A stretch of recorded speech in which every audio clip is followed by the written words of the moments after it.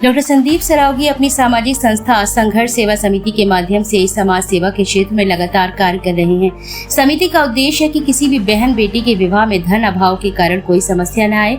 इसके लिए संघर्ष सेवा समिति अपनी क्षमता के अनुसार विवाह में सहयोग भी करती है। समिति के माध्यम से डॉक्टर संदीप अब तक सैकड़ों बहन बेटियों के विवाह में सहयोग कर चुकी है। संघर्ष सेवा समिति की सक्रिय सदस्य कमलेश राय के माध्यम से उन्नाव गेट पुलिस चौकी के समीप निवासी राजकुमार व उनकी पत्नी हेमलता संघर्ष सेवा समिति कार्यालय पहुंची, जहां उन्होंने अपनी समस्या विस्तार से बताई। राजकुमार व हेमलता की पुत्री की शादी संपन्न होनी है। उनका परिवार घर पर बीड़ी बनाकर अपना गुजर बसर करता है, जिस कारण उनकी आर्थिक स्थिति अच्छी नहीं है। डॉक्टर संदीप के द्वारा कार्यालय पर राजकुमार और हेमलता की पुत्री सविता कोस्टा को उपहार भेंट किया गया। इस अवसर पर सविता ने कहा कि संदीप भैया समाज सेवा के क्षेत्र में उत्कृष्ट कार्य कर रहे हैं। उनके कार्यों के बारे में समाचारों के माध्यम से जानकारी प्राप्त होती रहती है। बहुत कम ऐसे समाज सेवी हैं जो बृहद स्तर पर दूसरों की सहायता करते हैं। आज संघर्ष सेवा समिति कार्यालय आकर मुझे जो पारिवारिक माहौल मिला है, उनके लिए मैं संघर्ष सेवा समिति की समस्त सदस्यों की सराहना करती हूँ। इस अवसर पर कमल मेहता, अरुण पांचाल, महेंद्र राय कवार, सुशांत गेड़ा, ओमकार सचान, आशीष विश्वकर्मा, संदीप जी, संघर्ष सेवा समिति में कौन आया हुआ है? संघर्ष सेवा समिति में आज एक और हमारे परिवार का नया सदस्य हमारी बेटी के रूप में सविता कोस्टा आई हुई है। ये बेटी जिसकी शादी है। आपकी माता का नाम हेमलता है और पिता का नाम राजकुमार है। आपके घर में बीड़ी बनाने का व्यापार होता है। इस बेटी की शादी है 3 दिन बाद।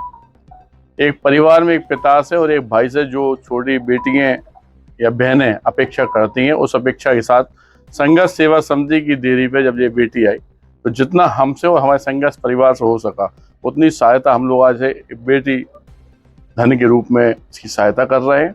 और इस बात का भी वचन दे रहे हैं इसको कि कभी भी अगर कोई भी दिक्कत परेशानी आती है तो अपना पिता, अपना भाई, अपना परिवार समझ के पूरी जिंदगी ये संघर्ष सेवा समिति के इस ऑफिस में आकर किसी तरह की कोई भी सहायता कभी भी दे सकती है। आपने कितने बेटियों को विदा कर दिया? हमारे सर में 254 या 255 255 के आसपास इस बेटी है जी, जिसकी सहायता ऑफिस से कर रहे हैं। और वैसे आज ही मोट में एक प्रोग्राम है, इसमें 15 बेटियों का सामूहिक सम्मेलन करने के लिए भी हम यहाँ से प्रस्थान कर रहे हैं।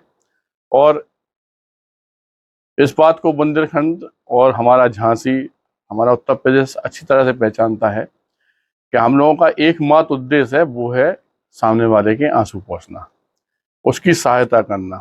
इस काम में हमारी संघर्ष सेवा समिति की जो हमारी बहन है, सबसे बड़ी बात तो ये है कि वो भी पूरे दिन भर से सहायता का ही काम करेंगे। जिसमें एक बड़ा नाम आता है हमारी बहन का, कमलेश बहन जी का। आप कमलेश राय बहन जी भी हैं, जिनकी वजह से ये बेटी आज संघर्ष सेवा समिति के ऑफिस में आई। कमलेश दीदी ने ही ये बताया कि भैया ऐसी ऐसी प्रॉब्लम है और ऐसा ऐसा अपन को करना है।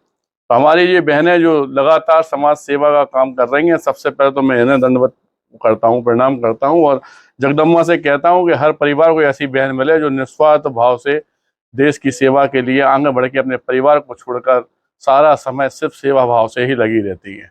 और मैं झांसी की जनता से भी एक आह्वान करना चाहता हूँ कि कुछ नहीं रखा इन सब चीज़ों में कि जात पात धर्म अच्छा बुरा कुछ नहीं होता है।